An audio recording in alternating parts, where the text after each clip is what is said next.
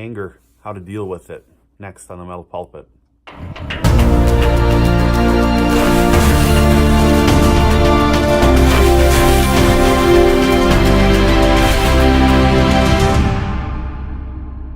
So I'm sitting here on location at my church. I know my podcast comes out Tuesday night, Wednesday morning, but it's Sunday morning, and I'm an hour and a half away from giving a sermon and doing church, and I see myself slipping into stage 2 of dealing with grief, specifically with the death of my mom, and that is a stage I am not looking forward to. It's a stage that I'm trying to avoid, I'm trying to fight off, but I'm finding myself more and more in the days past dealing with it, and that is anger. I didn't think I would go down this path, honestly.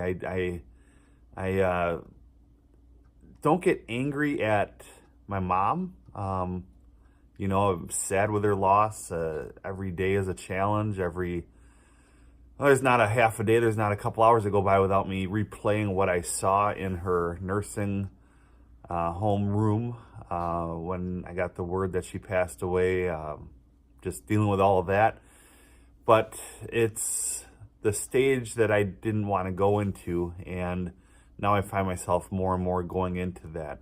So who am I angry with? What am I angry with? I'll be honest with you, I'm angry at a few things. Number one, God. It's true. It's true.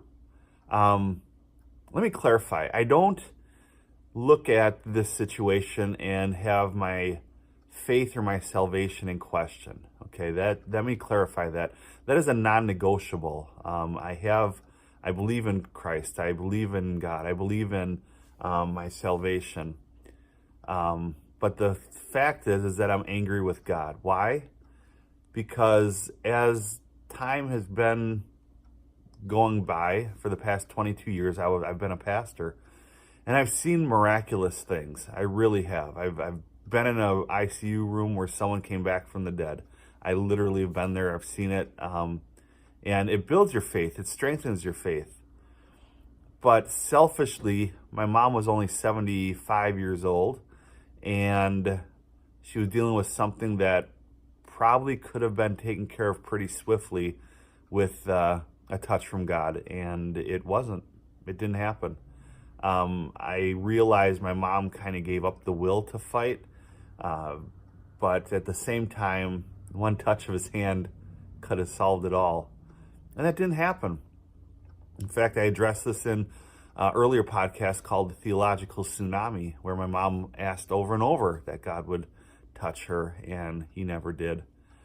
The other person I'm angry with is myself. Daily.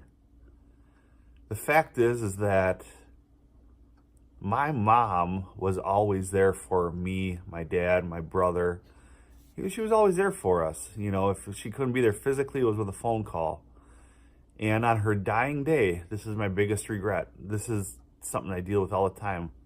On her dying day, nobody was there for her. I live 2 hours north of where my mom lived, and I got the call at 7:15 that she passed away at 5:50.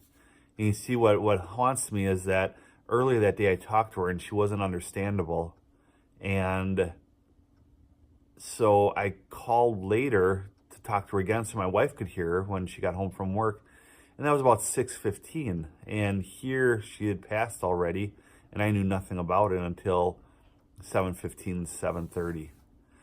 And so, I'm going down this path, and I'll share my journey with you. I don't do it to glamorize it. I don't know how long this phase is going to last. If it's like the last phase, I'm still dealing with it. There's 5 phases, I believe, to grief, and I'm not saying I'm going to go through every one, but the first one, if that's true, it's been 6 months.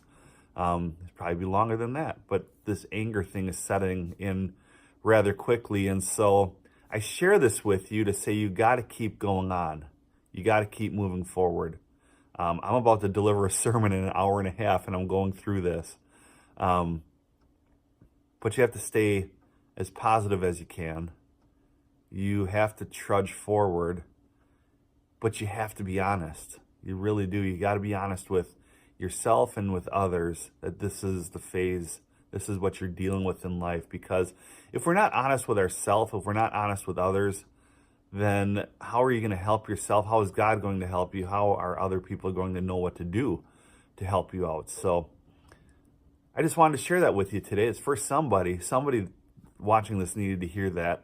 And I ask that you pray for me, and I will be praying for you. If you have questions or thoughts, you can email me, pastorbob.adams@gmail.com. Have a great day.